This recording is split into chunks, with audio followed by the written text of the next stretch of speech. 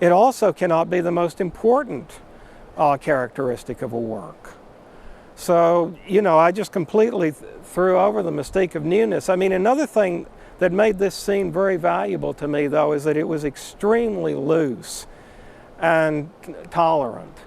And I mean, everything, you know, it's not like being in school. I mean, I went back to school in 1967, but here, I mean, there was no different distinction between rehearsal and being on. You know, it was the same thing.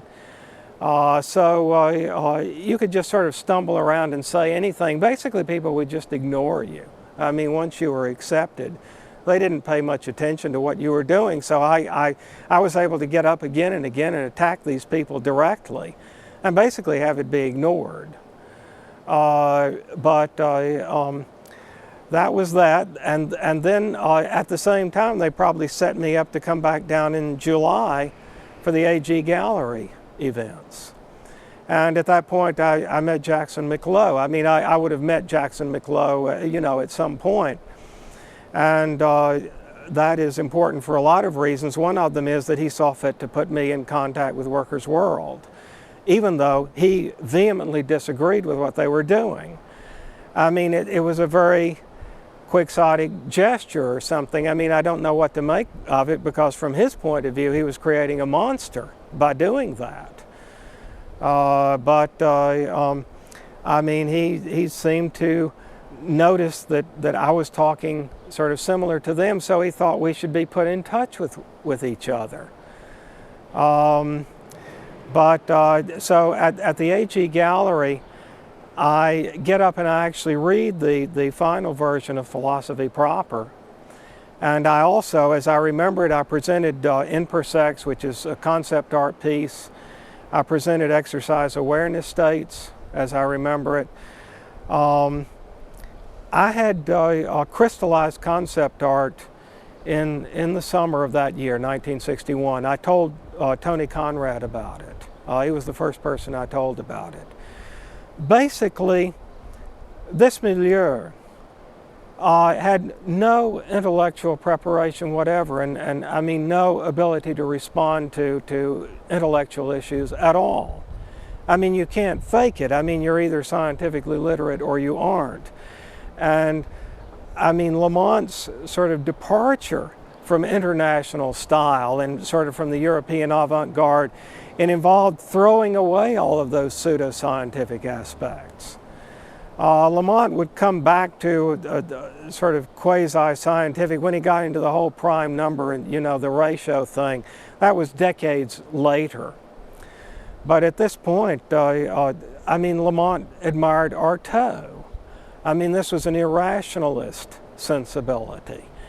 And so, you know, that whole side of what I was doing just went by them. I mean, when I came back to this apartment in January of '62, I probably read the so-called energy cube organism to Lamont and to Bob Morris. And I suppose that I should be very grateful to them just for humoring me at all, you know, because I don't know particularly anybody else who would have. But it could not possibly have meant anything to them. I mean, the fulfillment of that piece in particular was the choice chronology piece, which is on the website, and probably a lot of the logical contradictions. And, you know, I'm very gratified that I hung in long enough, you know, to sort of unfold the piece and to be able to say what I just said. I mean, that piece had a future, you know, which took some 40 years to elicit. But I mean, the artists, the only two people at that time, you know, who had the scientific preparation were Tony and Dennis Johnson. Tony has always been important for me to talk to about logical and mathematical issues. I mean, however, I mean, Tony is soft in that area. I mean, Tony has a kind of equilibrium in his life that involves dealing with art students and, you know, sort of living in the art students' world. And I mean, he has a kind of softness about these issues of the exact sciences, which sometimes was not quite what I needed. I mean, now when we come to Christer Hennecks, that's many years later. I mean, Christer is or was a fanatic, in these areas, and fanatical and aggressive, and so forth and so on. That was sort of more to the point. But on the whole, I mean, the the statements that I was making, they had nowhere to be rooted in this situation. I mean, another objection that I have to the avant-garde, I mean, today, is the fact that as the pets of the aristocracy or whatever they were completely oblivious to all social questions. Not Jackson McLough. I mean, it varies from individual to individual. In earlier years, maybe the 50s or even going back to the 40s, Jackson had been one of the few sort of rigorous anarchist pacifists. I mean, it's a rare breed.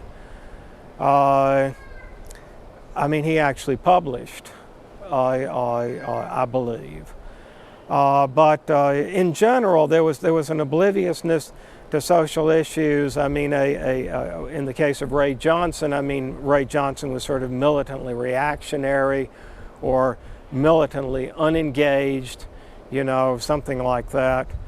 I mean, I have to condemn that. I mean, it's and if somebody said that public affairs is sort of that sort of in terms of the intellectual ladder, that public affairs is very low on the ladder. It's lowbrow, not highbrow, so forth and so on. I mean, I'm sympathetic to that. But what I would have to say about that today is, it's lowbrow if you don't know anything about it.